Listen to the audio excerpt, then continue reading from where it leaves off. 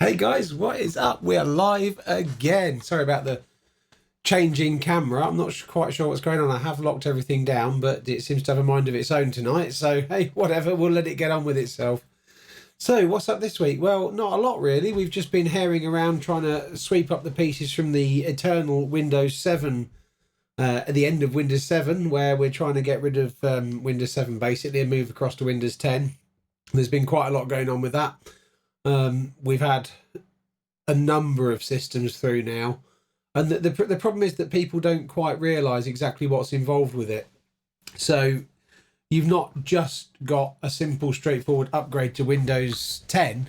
You have to actually pull out everything that's... Oh, sorry, I just banged the microphone. It's live, you can't do anything about it. You have to actually back everything up on the system, and then you can just reformat the drive, install Windows 10. It gives you a nice clean installation that way. I've never been a big fan of upgrades, particularly where people just run the upgrade in place. I much prefer to give it a full clean installation, which is fine, but it does involve a little bit more work. The problem that I have is dealing with small businesses. Get your teeth in. A lot of the time they've had numerous IT support companies who have gone in over time and kind of fiddled around the edges. And I'm going to put my glasses back on. There we go, that's better. So they've had various small business, other little IT or big IT people going in, and they've not given anybody enough of a chance to actually go through their systems properly and actually rationalise them and decide exactly what's needed. So you end up with little bits and pieces of software and remote management systems and this, that, the other, all being installed, and just a general mess, and you get slowness and all the rest of it. And it's interesting when you install Windows 10 that often when you take it back expecting it to be slower, actually it's slightly faster because you've removed all that junk off of it and you've actually given the PC a chance to just boot the operating system as it should be. So that clear out can actually improve your performance as well, because I say you just don't have all these little bits of crappy software still installed from the support company that you had 10 years ago, which I have had. I've had that happen. I've actually got a server, and on this server, it's not mine, it's one of my customers. I found different...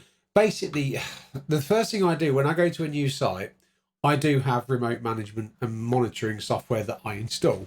That has to be rolled out to all of the client PCs. So generally, the first thing I do when I go in there is I get access to the server, I get access to the router. Those two passwords are changed. That is the first job. We make sure that there are no hidden accounts on the server, which I've found before, and we secure the site. That's the top priority job. The next thing we do is we create a folder with our company name on, and we put all of our little bits and pieces of software that we want to distribute across the network in that folder. Now, I went to a site recently, and I found there was at least 7 or 8 different folders from previous support companies. And basically, some of them had only been in there a few weeks and then they'd got rid of them because they weren't performing properly. And you'd be surprised how often that happens, because small business can be a very tricky animal to deal with. If you're a large business, and I'm talking, your larger support company, I'm struggling to think of one off the top of my head, but they tend to be quite slow to react to things. Not necessarily if you have a problem. I'm sure they jump on those, the server's down, they'll jump on it fairly quickly. But it's the little bits and pieces, the network management and the little bits and change management as well can be a very slow process. Now, when you get to small businesses are much more, they're much more used to being able to make a decision, boom, and go for it. And you have to be able to react to that fairly quickly, and that's something that I made sure my business could do from the start, from the get-go 12 years ago. We've made sure that we always try and respond. I'm sorry about these shadows. I'm just really conscious of these big shadows. It's from these stupid lights I've got. I'll try and move so I'm not casting shadows across myself. I'm going to have to sort this camera out. It's driving me nuts. It keeps changing. Bear with. Got the app somewhere. Actually, I think I've got the app open. Yes, I have. So anyway, yeah. So a small business is used to, I'm going to change this as we go. Oh, it's here now. I might as well just do it now. So yeah, sorry, it's live. So you're just going to have to bear with it. Where are we? So I must have something set to auto somewhere. Linear, Pro Tune. Oh, Pro Tune's off. Let's put that on. Is that better? Oh god, that's horrific. Shutter. We want. Let's go for. Oh no, that's. It's just good. Let's turn that off. Oh, it's all gone wrong now. What the heck has gone on here? Right. White balance, sharpness. Okay. No. Flat. Why is it just seriously? Right. Pro Tune off. I'm really sorry about this, guys. I should have done this before I came on onto the channel. Good job there's no viewers. I can perhaps edit this later and get rid of it.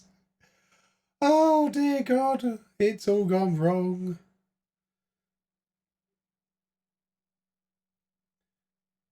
Perhaps we. Oh, let's just leave it there. Anyway, so there we are. You'll have to just move. Oh, look at the state of that. That's just horrific. No, we've got to change this. We've got to get this sorted. Pro Tune on. Shutter speed. No, I'm not going to set you to auto. I don't like auto. Right, we're getting somewhere now. EV compensation up. That's better. ISO min. Oh, that's where we're going wrong. That should be 200. No, let's go 400.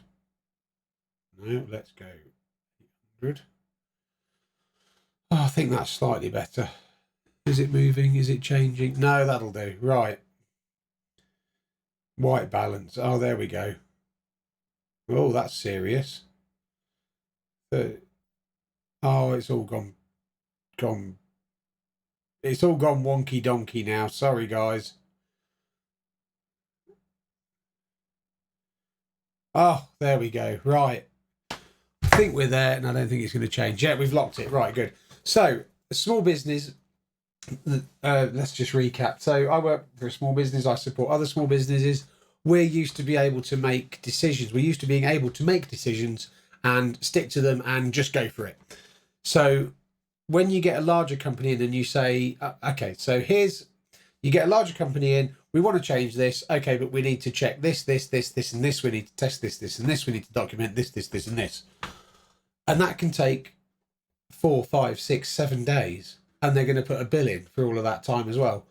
And that just doesn't fly with small business. Small business expect to be able to phone you up. Hello, is that my support company? Yes, I want to make this change. Great, let me log onto your server now and I'll get it done. That's how it works. And it's not always small decisions that happen like this. Sometimes it is huge, catastrophic things that change. One example that I've had in the last 2 weeks, I had a phone call from somebody that I have known for the best part of 10 years. And he phoned me up. He said, hello, it's me. Great. Oh, hi. How can I help? Yeah, we've sold the business. So I'm leaving on Friday. This was a Tuesday. And we had to get everything changed across, meet the new owner, because I hadn't even met him. Luckily, actually, the guy that's taken over was really nice. They've been friends for years, so everything's good. But yeah, things can change very, very quickly in small business. And you're just expected to get on with it. And that can't always happen when you're part of a larger business. So we need to be reactive. Where was I going with this? Oh, I've completely, that camera's throwing me now. I'm completely lost my train of thought. So anyway, Windows 10. We've still been doing the upgrades. So yeah, so we have lots of left little hangovers of software. And no one's been in there long enough to sort of say, right, we need to rationalize this. We need to go through your systems, create a list of the things that need to be installed. We need to give your users something that they can sign to say that they're not going to install software, because that happens all the flipping time in IT. Some user, I use that as a derogatory term, comes in and decides that because they use a bit of software at home, it must be good. They're going to put it on their work PC. They don't bother asking anybody, and things go wrong. Or worse, they decide that everybody needs it on the network, and they just go ahead and blindly install it, don't care what it's doing, don't care what data it's giving away, don't care what the security holes are. Let's just put it on because it's great. So you get all these little bits of software. So when you do a Windows 10 upgrade, or when you get a major revision update like this is, it's a really good time to sort of say, right, let's stand back, let's rationalize the software, and let's create a list of what we actually need on each PC. And then we know if we ever have to rebuild that PC, we need this, this, this, this, and this. That's the first point. So I've been taking PCs back after a Windows 7 upgrade, and normally we do try and throw in a RAM update because half the systems have only got 4 gig of RAM. That's not going to fly with Windows 10, or it will, but it'll be crap. Some of them are still on standard SATA hard drives. Again, for Windows 10, you really do need to be thinking about a proper SSD drive. And then it goes back, and the first thing they notice is the boot time, because they've had this Windows 7 PC for 10 years, or 5 years, or however long they've had it. It's got all this crappy software on, and it will take, and some people will genuinely say to you, right, I put my PC, I come in the morning, I turn my PC on, I go and make coffee, and then 10 minutes later, I'll have a chat at the kettle with the other people. When I come back, I can log in. So you take their PC away, you say, look, we're going to do a Windows 10 upgrade. It has to be done. We're now outside support. Great. We're going to put an SSD drive in. We're going to put some RAM in because it needs those things to work properly. It's going to cost you this much. And then we go away and do it. We back up there what's on the system, all the data, all the files, all the pictures, and the music. That's everywhere on corporate networks. And we rebuild the system. We put an SSD drive in. We rebuild the system with Windows 10 with just the bare minimum of what they actually need, drivers, the software that they actually need to use, and then we whiz all their data back onto it. We take it back, plug it all in. They press the button, expecting it to still take 10 minutes to boot up. And 20 seconds later, there's the login screen. Right, you can sign in now, please. So it's a really good thing to do as a small business support provider, because that means then that you look fantastic. You've taken their old system, which has caused them headaches and slowness and all the rest of it for 10 years or 5 years, and now it's super fast and off they go. And it's only cost them 100 quid and a bit of labour. So that's a really good thing to do. The real golden opportunity here is to actually identify what software do you need on it. Where are your software licenses? Because most people don't know that either. You'd be amazed how many people you have to repair a PC, and it ends up being, you have to wipe it, you have to reinstall it, you take it back. Right, I need to put Microsoft Office on, Adobe Photoshop. Have you got the CD? Is it a network installation? Where is your installation key? And you get this blank look. Oh, well, the last support company did that. Okay, this is your software licensing. You need to know where it is. And if you can't find it, we will have to sell you another one. Or you can go and buy another one and we will install it free of charge. But you need to know where your licenses are coming from. I don't think, when I take them on, I don't think I've taken on a single site that would have passed a software audit and been able to put their hands on all the software keys straight away. Just doesn't happen. People just overlook it. They install the software, they throw the disk somewhere safe where they can find it, and then it's lost forever in the mists of time, and you're never going to see that disk again. I've done it myself with printers, and I've taken a brand new printer to site. Oh, it's only going to go on this one PC. Great. Right, we install it. You think, well, if it's only going on one PC, I won't bother putting the drivers on the network. I'll just leave the disk, Here's your disk. You give them a pack of stuff that comes out of the box. This box is all rubbish with all the packaging materials in. This is the little plastic bag. It's got your instruction manual in. It's got the discs in. And you put a label on that bag to say which PC it belongs to. There you go. That's yours. Keep it somewhere safe. We will need that if we ever need to reinstall the printer. 2 weeks later, I went back because somebody else had joined in the same office and they wanted access to that printer. Have you got your discs that I gave you last week or the week before? No. Don't know what happened to them. We put them in the cupboard, and they're not in the cupboard, and clearly they've not put them in the cupboard, and then you've got to try and download a driver or whatever. Anyway, it's a mess. So the one thing I do try and get my customers to do right from the get-go is sometimes, I mean, I've done it as part of the onboarding process. Show me all of your software licenses in a pile. I will go through them. All you need to do is get them all out and throw them on the desk. And then we will work out what software goes with which PC. And I need a list. We need to sit down and make a list of what you need installed. And you go through the list. You've got Microsoft Office. That's fine. We can support that. You've got Adobe Photoshop. That's fine. We can support that. You've got Adobe Creator. You've got TweetDeck. You've got this, that, the other. You've got this crappy old database that was written in 1984. The person who's done it, God only knows where they are. What support do you have on it? Oh, well, it just works. Okay, it may just work, but it may just work to a point, and then it may catastrophically stop and terminate your business, and we have nowhere to go with that. Are you happy with that? Would you like us to continue? And the response you always get is, well, no, that can't. No, it's very important. We've got to have super. And then it becomes a crisis, and they try and load it onto you. And really, you've just kind of walked into the issue. So you have to stand your ground and say, no, look, this is your software. You commissioned it. This other company has written it. You don't have the information. You don't have the install CDs. You don't have an installation procedure. You don't have activation keys. You don't have any sort of license agreement. You don't have anything. How can we support that? And we don't support things like Sage.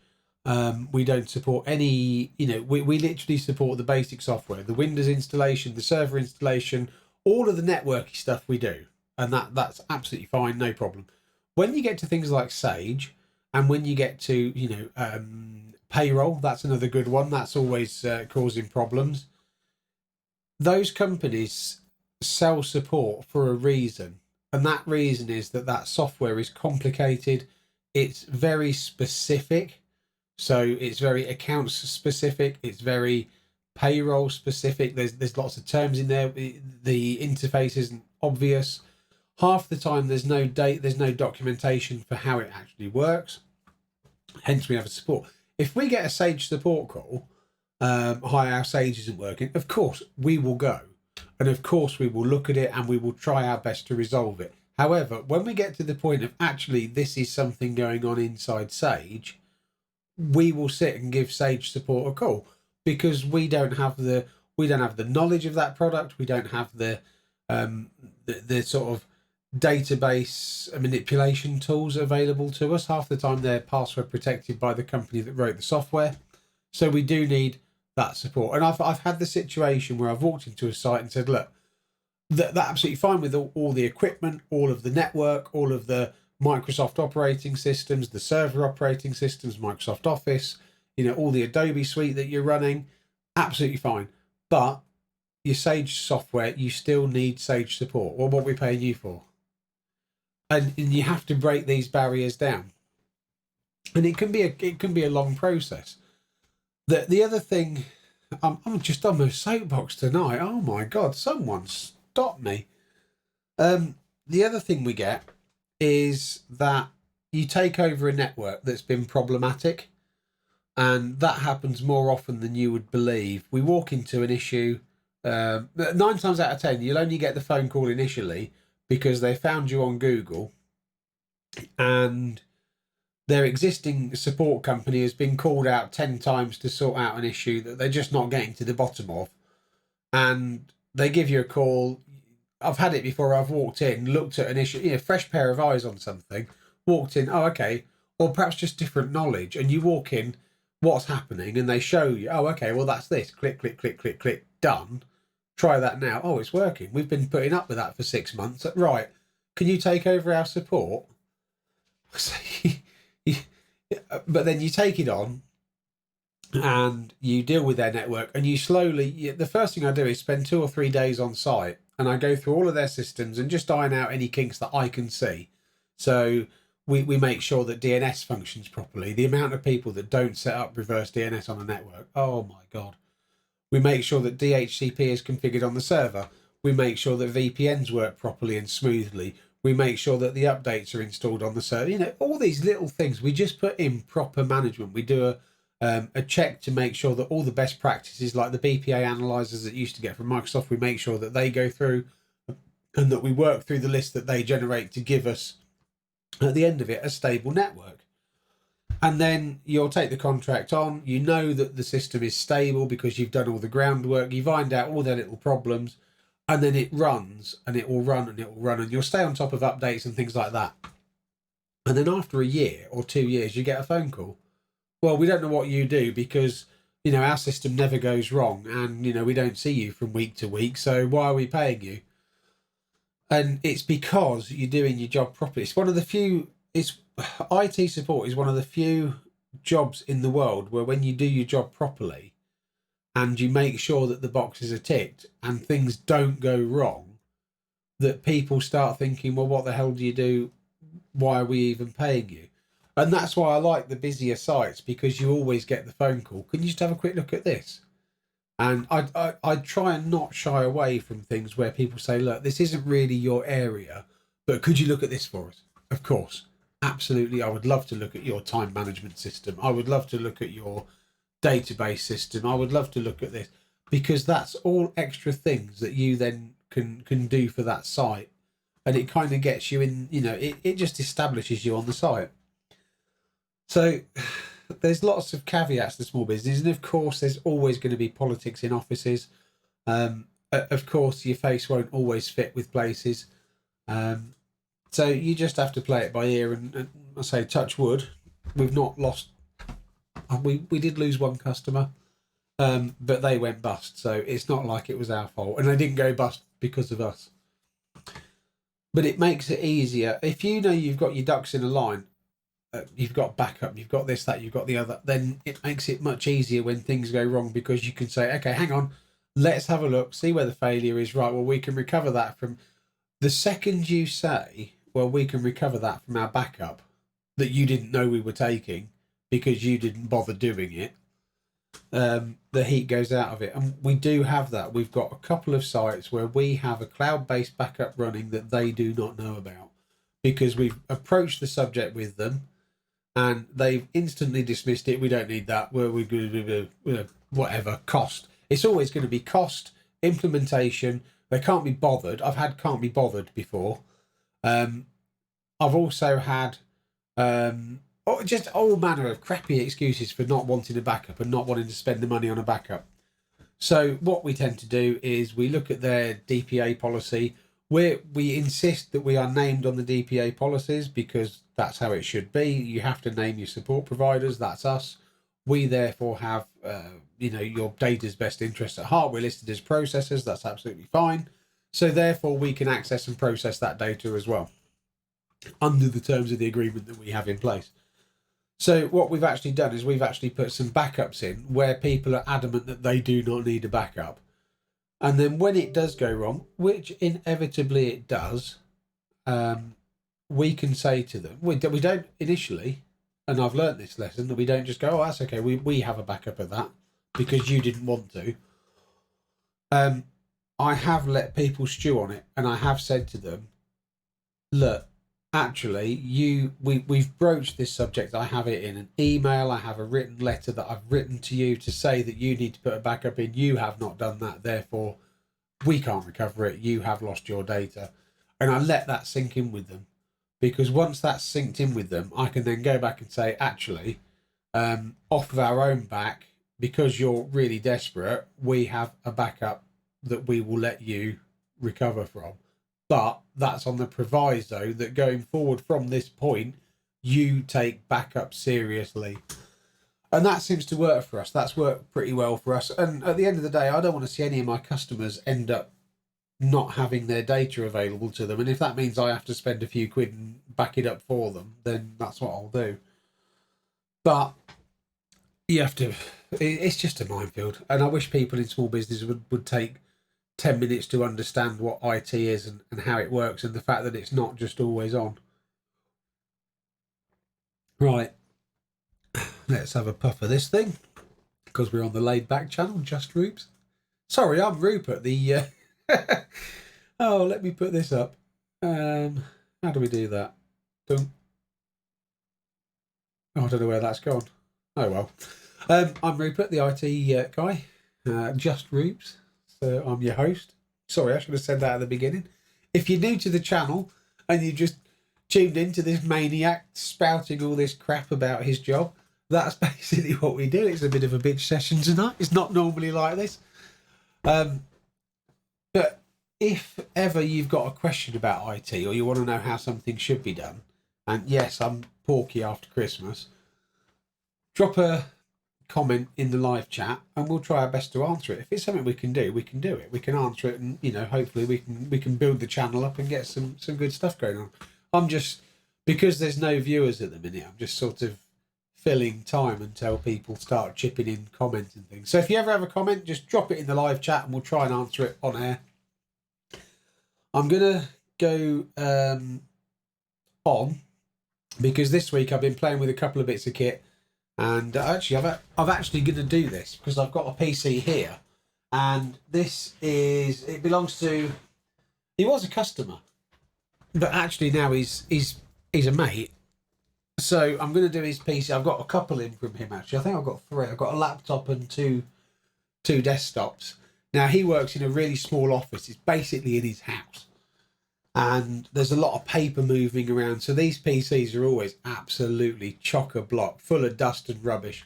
So we're going to, I think the next video that we do, might not be the next video, might be the one after, the actual published videos, the ones that are edited, not just me talking crap for an hour. We're going to take one of these apart.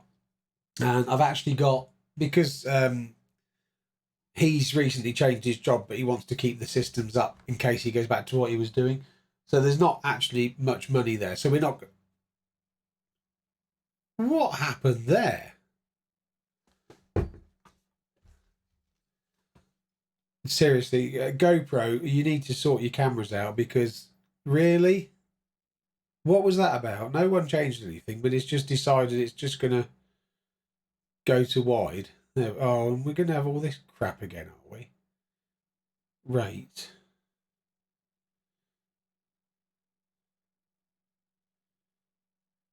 What has gone on here?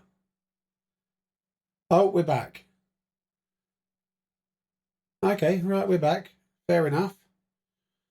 Shutter's gone crazy.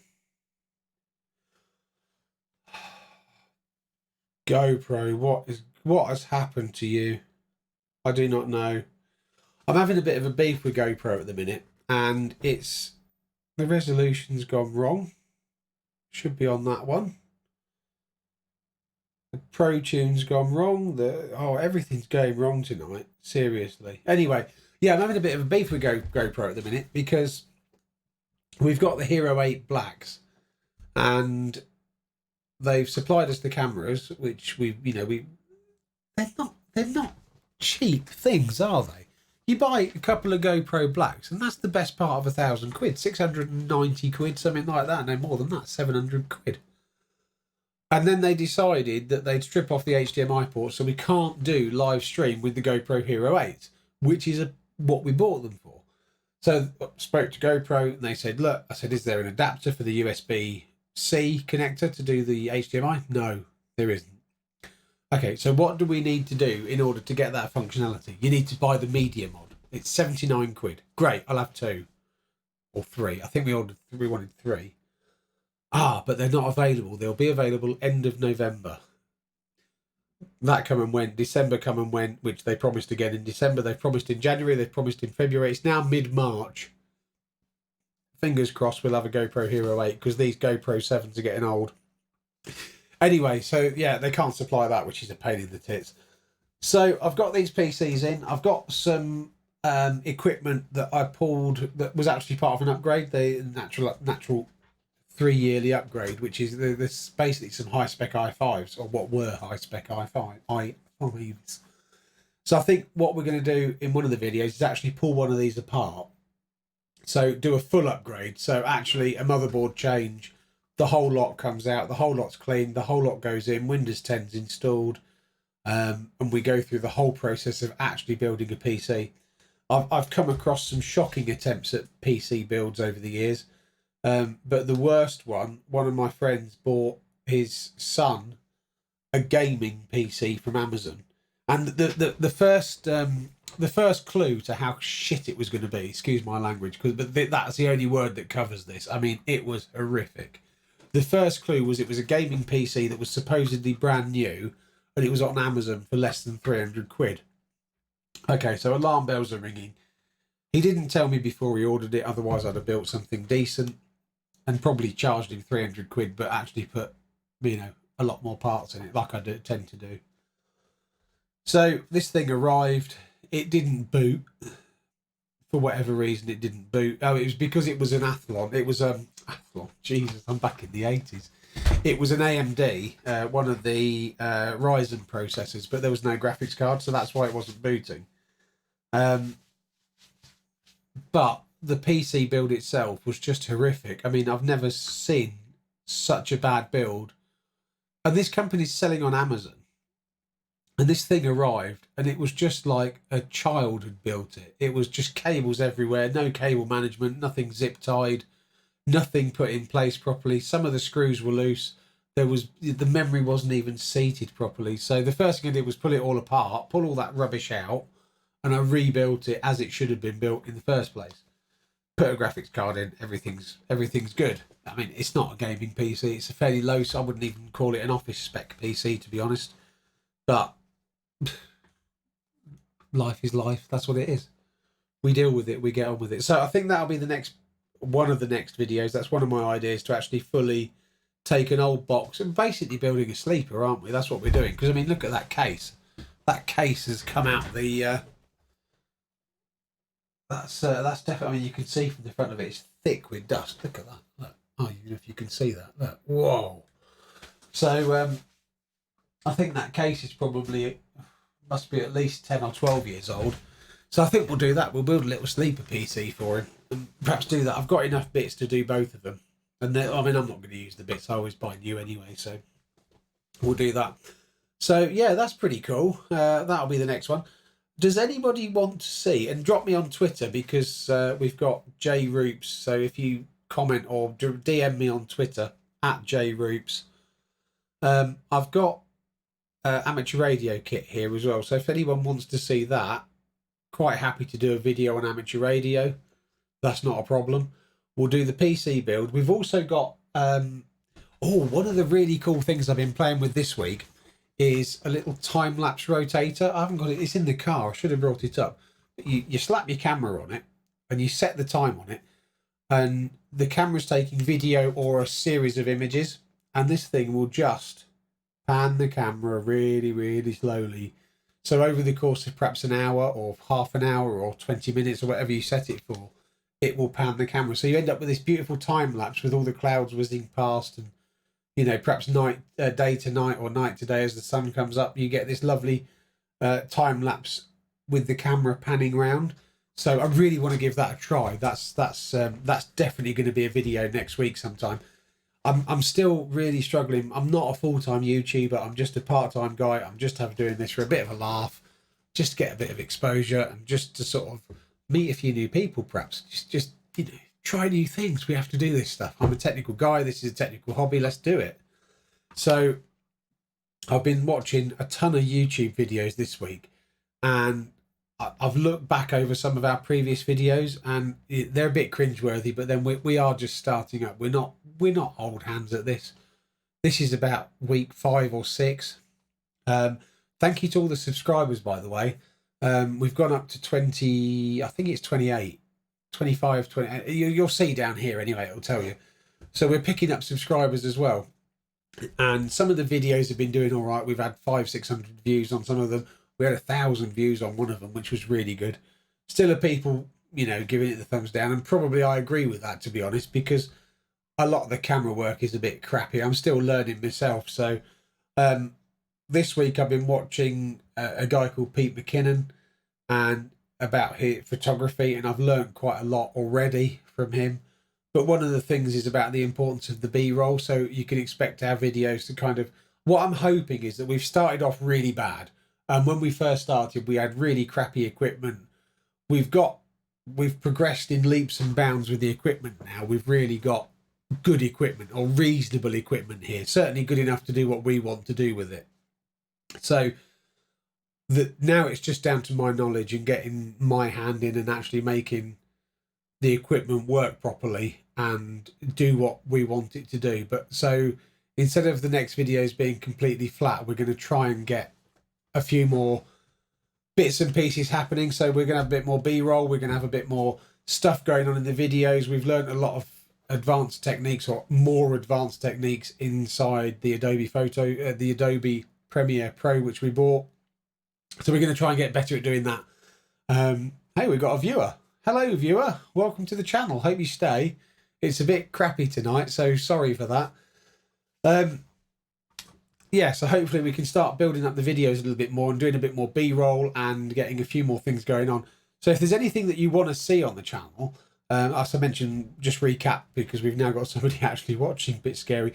We're going to do a strip down of this PC, which is a customer's PC, and we're going to actually turn it into a little bit of a sleeper for him.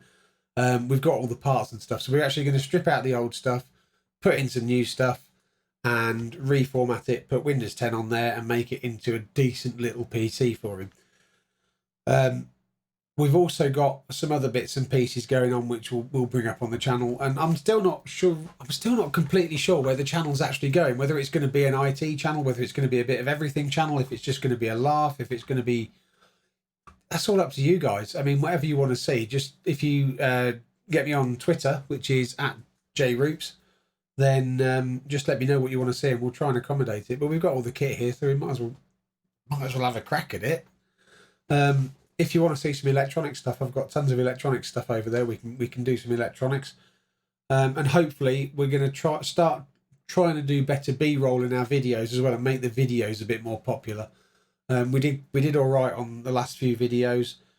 We have been doing a bit of Google advertising, so if you've come to us through the Google adverts, I really appreciate you subscribing to the channel. That's really good, and hopefully we'll have a bit more fun, and we'll get a few more bits done.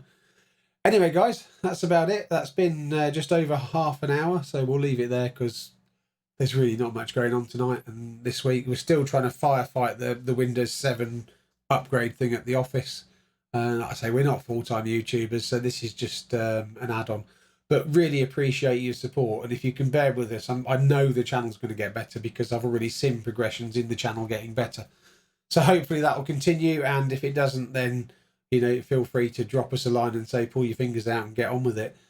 But we'll try and do the camera review. I'm still aware that I've got the camera reviews to do. We've got the 3 Canon cameras. We've had them for months. And I keep saying that the next live stream I'll do the review and get the review published and out there, but I haven't had a chance to do it because of work. So we'll get on and get that done. And like I say, just keep us up to speed. If anything you want, just let me know. When we'll do it. It's @JRoops. It's on the screen now. Actually, Twitter is @JRoops. The Instagram feed, the Insta feed, is going to be doing a bit more, because we're going to be taking a lot more pictures. We've just recently bought the T50D from Canon. Which I've put together like a go pack in the car now. So I've got a sound recorder, I've got the B-roll camera, which is the Canon mirrorless, and I've got the main camera, which is the Canon 250D with a Rode mic. So all of that stuff is traveling with me now. So what we will do is, hopefully, as soon as I get the opportunity, when I'm out and about during the day, I can set the kit up and actually do a bit of video, a bit of B-roll or something like that, to keep the channel quite interesting. So that's where we're at, guys. Next week, I'm going to be trying... I think we might actually do the PC on the live stream. I'll put the camera above the other GoPro, and then we can actually have... We'll actually do we'll actually strip the PC down, and perhaps do that over a course of 2 live streams, maybe. Probably half an hour each. And we'll fully build the PC, and then we'll plug the PC in. I think the PC's actually got an HDMI port, so we can run it through the second decoder card when we install the software, and we'll do that all on stream, and then you can see the whole process with all the mistakes and all the things that go wrong with a PC build as we do it. Hopefully that'll be fun. Anyway, guys, I'm going to leave it there. Thank you very much for watching. Really appreciate it. If you did like it, please like the live stream video, which is that side. No, it's that side. God only knows why you'd like it, because it's been awful again tonight. I'm really sorry. If you did like it and subscribe. Great. Don't forget @JRoots for the Twitter, and keep us up to date. If you want to see anything, just let me know. Thanks for watching, guys. I'll see you next week.